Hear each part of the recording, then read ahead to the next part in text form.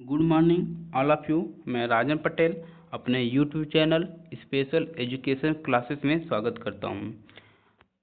आज 17 अप्रैल है दोस्त। आज के दिन ही हेमोफीलिया डे मनाया जाता है, वर्ल्ड हेमोफीलिया डे मनाया जाता है। लोगों को जागरूक करने के उद्देश्य से इस टॉपिक का चयन किया गया है। इस टॉपिक के तहत हम आपको यह बताएंगे हेमोफीलिया क्या है, यह किस तरह से बीमारी है या किस तरह से दिव्यांगता है, इसे कब दिव्यांगता के कैटेगरी में लाया गया, इसके प्रकार कितने हैं, इसके लक्षण क्या क्या है, और ना इस बारे में हम चर्चा विस्तृत करेंगे। चलते हैं अपने टॉपिक की तरफ। हेमोफीलिया 17 अप्रैल को वर्ल्ड हेमोफीलिया डे के रूप में मनाया जाता है, जैसे मैंने पहले ही बताया। इसे दिव्यांगता के कैटेगरी में कब लाया गया? RPWD act, right person with disability act के तहत इसे दिव्यांगता के कैटेगरी में लाया गया। उसी समय इसके आइडेंटिफाई हुआ कि यह एक दिव्यांगता है, और जो RPWD में 21 डिसेबिलिटी है उन्हीं में से यह एक है। नो परमानेंट क्योर, यानी यह जो हेमोफीलिया है इसका परमानेंट इलाज नहीं हो सकता, स्थायी इलाज नहीं है, इसी कारण इसे दिव्यांगता के कैटेगरी में रखा गया है। नो ब्लड क्लॉटिंग, यानी जिस व्यक्ति को हेमोफीलिया हुआ हो है ना, उस व्यक्ति के ब्लड में कभी रक्त की थक्का नहीं बनता है, ब्लड क्लॉटिंग नहीं होता है, जिसके कारण वो हेमोफीलिया नाम दिया जाता है। हेमोफीलिया दो शब्दों से मिलकर बना है। हेमोफीलिया दो शब्दों से मिलकर बना है। Haemo अधन philia. हेमो का अर्थ है ब्लड से रिलेटेड है, और फिलिया का है डिक्रीज, यानी कि जब ब्लड में किसी भी प्रकार की कमी हो और उस कमी के कारण जब रक्त की थक्का नहीं बनता है उसे हेमोफीलिया कहा जाता है। स्पेशल एलिमेंट हम देखते हैं क्या क्या है ना। स्पेशल एलिमेंट में फर्स्ट है प्रोफेसर जॉन ओटो। यह एक प्रोफेसर हैं। इन्होंने 1803 में यह आइडेंटिफाई किया या खोजा कि यह एक बहुत खतरनाक बीमारी है। और सेकेंड है जेनेटिक डिसऑर्डर है। जेनेटिक, ये जीन के माध्यम से एक जनरेशन से दूसरे जनरेशन में, दूसरे जनरेशन से तीसरे जनरेशन में ट्रांसफर होता रहता है। जो हेमोफीलिया है इसे कई नाम से जाना जाता है। ब्लीडर्स डिसीज के नाम से जाना जाता है, रॉयल डिसीज के नाम से जाना जाता है, क्रिस्टमस डिसीज के नाम से जाना जाता है। देखिए एक चीज़ मैं बता दूं, रॉयल डिसीज हम क्यों जानते हैं। सबसे इम्पोर्टेंट चीज़ है कि रॉयल डिसीज को आप जानते हो कि क्वीन विक्टोरिया 1800 में, जो कि रानी विक्टोरिया हैं, इनको हेमोफीलिया हुआ था और इनके थ्रू इनके बच्चों में भी हो गया था। इसीलिए चूंकि ये रॉयल लोग थे, रॉयल व्यक्ति थे, इसी के कारण इनको हम रॉयल डिसीज भी कहते हैं। नेक्स्ट है सेक्स लिंक्ड डिसऑर्डर। यह जो हेमोफीलिया है ये सेक्स लिंक्ड डिसऑर्डर है, क्योंकि ये देखो एक्स क्रोमोसोम के माध्यम से ये होता है। एक्स क्रोमोसोम जो है यह देखो मेल में भी होता है और फीमेल में भी होता है। मेल में XY होता है और फीमेल में XX होता है ना। और इसके जो कार्यवाहक होती हैं महिला होती हैं और इफेक्टेड पुरुष होते हैं। सो क्रिस क्रॉस इनहेरिटेंस, ये क्या है?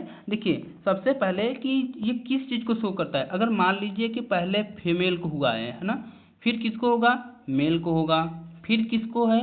फीमेल को होगा, फिर किसको होगा? मेल को होगा ना। इस तरह से ये शो करता है ना, क्रिस क्रॉस इनहेरिटेंस के रूप में। आते हैं टाइप पर, है ना। ये कितने प्रकार के होते हैं? हेमोफीलिया दो प्रकार के होते हैं, हेमोफीलिया ए, हेमोफीलिया बी। अगर फैक्टर 8 में कमी होती है जिसके कारण वो रक्त का थक्का नहीं बनता है उसे हेमोफीलिया ए कहते हैं। इसे क्लासिक हेमोफीलिया भी कहते हैं। सेकेंड है हेमोफीलिया बी, इसे क्रिस्मस डिसीज भी कहते हैं। जब फैक्टर 9 में किसी भी प्रकार के से जब क्लॉथिंग नहीं होता है, रक्त का थक्का नहीं बनता है, तो हेमोफीलिया बी के नाम से जानते हैं। सिम्टम्स कौन कौन से हैं? Blood clotting does not occur when there is a haemophilia, यानी इसका मतलब है कि हीमोफीलिया होने पर, यानी जिस व्यक्ति को हीमोफीलिया हुआ है मान लीजिए, उसके अंदर रक्त का थक्का नहीं बनता है, ठीक है, तो ऐसे व्यक्ति को हीमोफीलिया हम कह सकते हैं कि उसके लक्षण हैं। देन इनकम्प्लीट ब्लड क्लॉटिंग, यानी जो इनकम्प्लीट, ऐसा नहीं कि किस व्यक्ति में नहीं रक्त का थक्का बन रहा है तो बिल्कुल नहीं बनता होगा, ऐसा नहीं है। देखिए, एक नॉर्मल होता है, एक एब नॉर्मल होता है। जब नॉर्मल की तरह नहीं होता है, मतलब होता है, बहुत कम होता है, किस जिससे मान लीजिए 15 सेकंड में रक्त का थक्का बनता है सपोज, है ना, मगर जो हीमोफीलिया ग्रसित होगा उसके में वो उस 15 सेकंड में नहीं बनेगा, लगभग 2 मिनट में बन सकता है, उस हिसाब से नहीं बनेगा जैसे नॉर्मल बच्चों का बनता है, नॉर्मल लोगों का बनता है, ठीक है।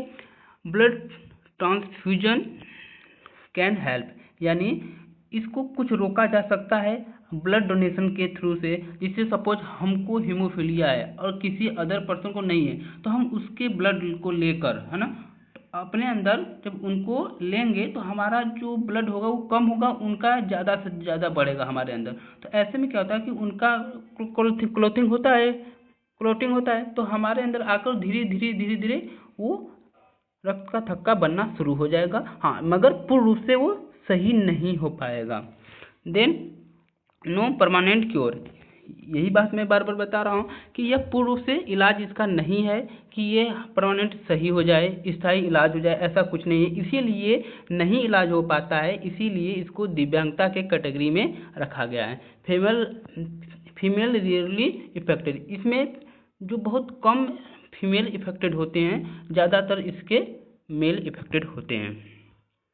देखिए दोस्त, मैंने पहले ही बताया कि जो एक समान लोगों की होगी, अगर कहीं कट गया तो जो ब्लड होता है, रक्त का थक्का, है ना, उसमें नहीं बन पाता है, वो ब्लड धीरे धीरे धीरे वो निकलता रहता है, निकलता रहता है। ऐसे में क्या होता है कि ज़्यादा निकल जाने से, ब्लड की कमी होने के कारण आपको जानलेवा बीमारी हो सकता है, खतरनाक साबित हो सकता है, जान जा सकती है।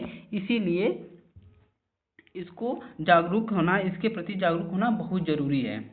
थैंक यू दोस्त।